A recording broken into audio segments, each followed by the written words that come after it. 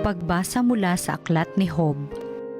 Sa gitna ng nag-aalimpuyong bagyo, ganito ang sinabi ng Diyos kay Job. Job, nakalikha ka ba kahit isang bukang liwayway? Ang daigdig ba ay iyong naigawa ng tanglaw upang ang masasamay mabulabog sa taguan? Dahil sa sikat ng araw ay nagliwanag ang lahat, parang damit na inayos ngayon ay nakahayag. Sa liwanag ng araw natatakot ang masama, pagkat ang karahasay hindi nila magagawa. Napunta ka ba sa mga pinagmumula ng bukal? Nakalakad ka na ba sa pusod ng karagatan? May nakapagturo na ba sa iyo sa pintuan na ang hantungan ay madilim na hukay? Nalalaman mo ba ang sukat nitong mundo? Kung may nalalaman ka, lahat ay sabihin mo. Alam mo ba kung saan nanggagaling ang liwanag o ang kadiliman kung saan nagbubuhat? Masasabi mo ba kung saan sila dapat humanga? O sa pinanggalingan kaya'y mapababalik mo sila? Ikaw ay matanda na, baka nga iyong kaya, pagkat nang likhain ang daigdig, ikaw ay bata na. Ang sagot ni Job, narito ako'y hamak, walang kabuluhan. Wala akong isasagot, bibig ay tatakpan. Sa panig ko'y nasabi na ang lahat ng sasabihin. Ako'y di nakikibo, nasabi di na uulitin.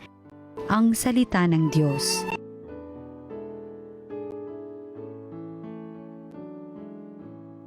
Poon ako ay samahan sa buhay na walang hanggan.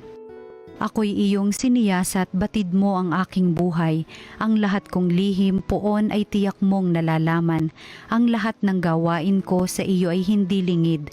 Kahit ikaw ay malayo, batid mo ang aking isip. Ako'y iyong nakikita, gumagawa o hindi man. Ang lahat ng gawain ko'y pawang iyong nalalaman. Poon ako ay samahan sa buhay na walang hanggan. Saan ako magpupunta upang ako'y makatakas? Sa banal mong espiritu'y hindi ako makaiwas. Kung langit ang puntahan ko, pihong ika'y naroroon. Sa Sheol ay naroon ka, kung dun ako manganganlong. Poon ako ay samahan sa buhay na walang hanggan.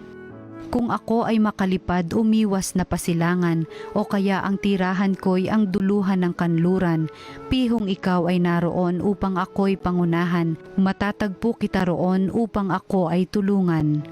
Poon ako ay samahan sa buhay na walang hanggan. Ang anumang aking sangkap, ikaw o Diyos ang lumikha. Sa tiyan ng aking inay, hinugis mo akong bata. Pinupuri kita o Diyos, marapat kang katakutan. Ang lahat ng gawain mo ay kahangahangang tunay. Poon ako ay samahan sa buhay na walang hanggan. Ang mabuting balita ng Panginoon ayon kay San Lucas.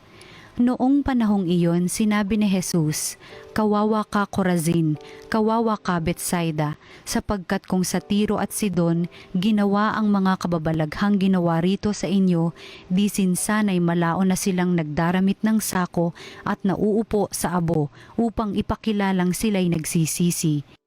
Sa araw ng paghuhukom, higit na mabigat ang kaparusahan ninyo kaysa kaparusahan ng mga taga-Tiro at taga-Sidon. At ikaw, Kapernaum, ibig mong mataas hanggang sa langit, ibabagsak ka sa Hades. Ang nakikinig sa inyo'y nakikinig sa akin, ang nagtataksil sa inyo'y nagtatakwil sa akin, at ang nagtatakwil sa akin ay nagtatakwil sa nagsugo sa akin." Ang mabuting balita ng Panginoon. Pinupuri ka namin, Panginoong Hesukristo.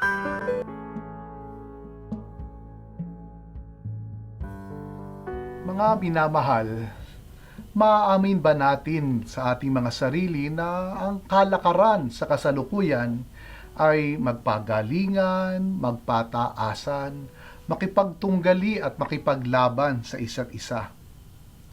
Yun bang nagkakaroon ng katuturan ng ating buhay kapag tayo ay tatanghalin na magaling, matalino, nagwagi?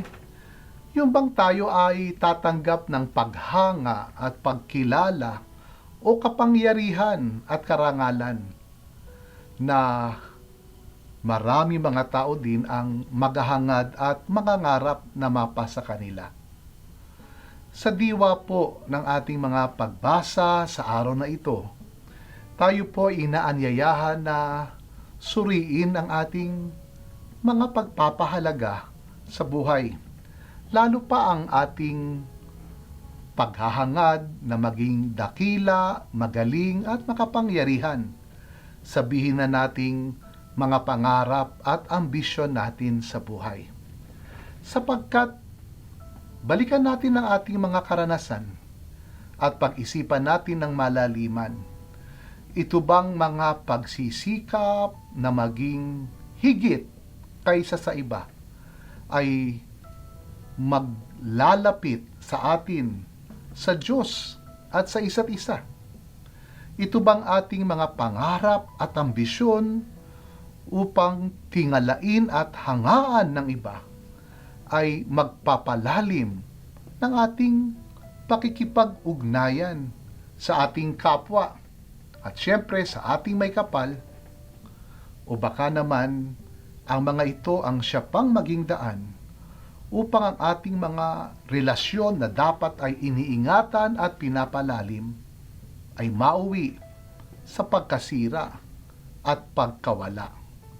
At hindi lang ang relasyon natin sa isa't isa, kundi maging ang ating relasyon sa Diyos. Sa ating ebanghelyo ay nakalulungkot mapakinggan ang kapalaran ng mga lungsod ng Corazin, Bethsaida at Capernaum, sapagkat tumigas ang kanilang puso, naging mapagmataas sila kahit pa sa harap ng Panginoon na pinagmumula ng kanilang mga biyaya at pagpapala.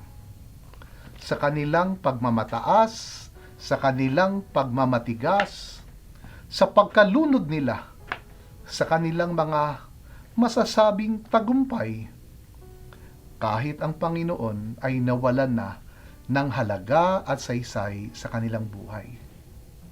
Sapagkat ang panawagan ng Panginoon sa pagsisisi, pagbabagong buhay at pagbabalik loob sa Kanya ay hindi nila naisip o napakinggan, sapagkat nabulag sila sa kanilang mga inaakalang tagumpay na pangmatagalan.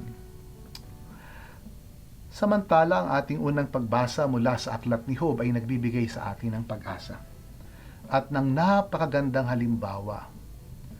Ang kwento sa ating unang pagbasa ay nag-aanyaya sa atin na mabuhay sa kababaang loob, sa pag-amin na sa harap ng Diyos, wala tayo talagang maipagmamalaki. Yung bang anuman ang ating narating at naabot sa buhay, kahit pa sabihin tayo ang tinitingala at kinikilala ng marami o ng lahat, wala pa rin ito kumpara sa kadakilaan, kalwalhatian at karangalan ng Panginoon.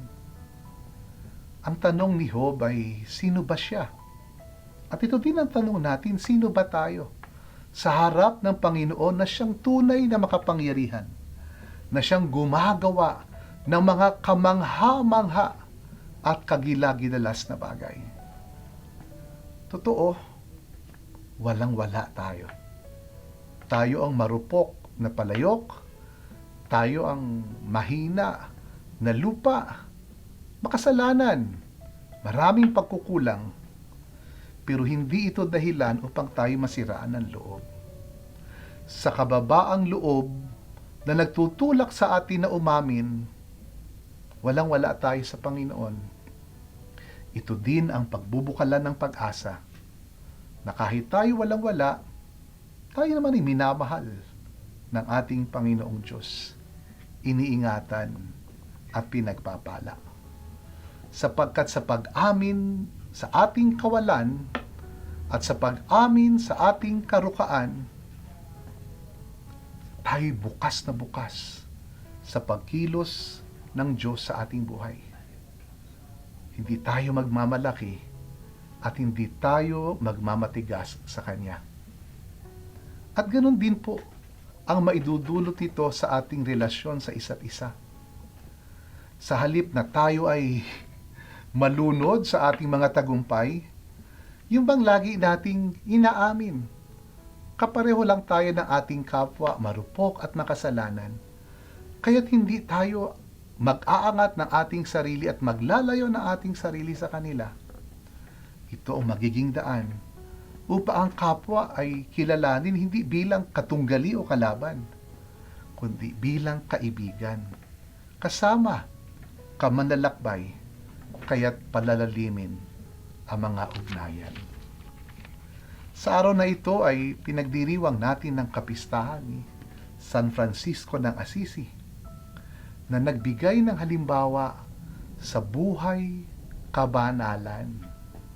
Ang kabanalan ay sa pagpapakadukha, literal, sa paghubad sa lahat ng mayroon tayo, na talaga naman mga burloloy lang sa ating buhay, upang ang hubad, ang dukha, ang payak na sarili ay maipagkatiwala ng lubos sa Diyos. At ang Diyos ang siyang magpupuno sa atin ng kaluwalhatian, ng kaningningan, ng kayamanan na hindi matutumbasan ng anuman dito sa lupang ibabaw.